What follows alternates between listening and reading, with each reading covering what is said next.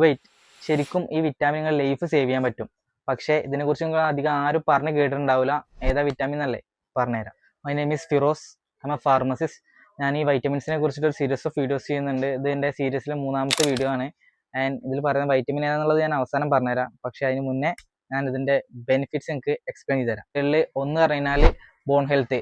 ബോൺസിൽ calcium stick ചെയ്ത് നിന്നിട്ട് bone health strong ആക്കാൻ വേണ്ടിയിട്ട് സഹായിക്കുന്ന ഒരു വൈറ്റമിൻ ആണ് ഈ വൈറ്റമിൻ. ഒരു ബെനിഫിറ്റ്സ് എന്താണെന്ന് വെച്ച് കഴിഞ്ഞാൽ അത് നമ്മുടെ ആർട്ടറീസിനെ ക്ലീൻ ചെയ്യും. അതായത് ബ്ലഡ് വെസൽസിൽ വരുന്ന കാൽസ്യം ബിൽഡപ്പ് ഒക്കെ ക്ലീൻ ചെയ്തിട്ട് ആർട്ടറീസിനൊക്കെ ക്ലീൻ ആയി നിലനിർത്താൻ സഹായിക്കുന്ന ഒരു വൈറ്റമിൻ ആണ് ഈ വൈറ്റമിൻ. 3ാമത്തവും മോസ്റ്റ് ഇമ്പോർട്ടൻ്റ് ആയ ബെനിഫിറ്റ് ഏതാണെന്ന് വെച്ച് കഴിഞ്ഞാൽ നമുക്ക് ചെറിയ പരിക്കുകൾ പറ്റുമ്പോഴോ എന്തെങ്കിലും ചെറിയ മുറിവുകളൊക്കെ പറ്റുമ്പോൾ നമ്മൾ ബ്ലഡ് ക്ലോട്ട് ചെയ്യാൻ വേണ്ടി സഹായിക്കുന്ന വൈറ്റമിൻ ആണ് ഈ വൈറ്റമിൻ.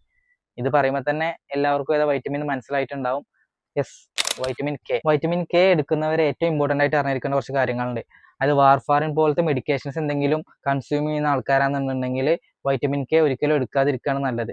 കാരണം എന്താണെന്ന് വെച്ച് കഴിഞ്ഞാൽ വൈറ്റമിൻ കെ വാർഫാറിൻ്റെ എഫക്റ്റിനെ വിപരീതമായിട്ട് എഫക്റ്റ് ചെയ്യും. അതല്ലാന്നുണ്ടെങ്കിൽ എന്തെങ്കിലും ഇൻട്രാക്ഷൻസ് സംഭവിക്കാൻ ചാൻസ് ഉണ്ട്. സോ അതൊരിക്കലും ഒരുമിച്ച് കഴിക്കാതിരിക്കുകയാണ് നല്ലത്.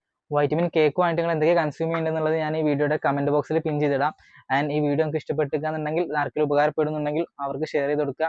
If you like the video, like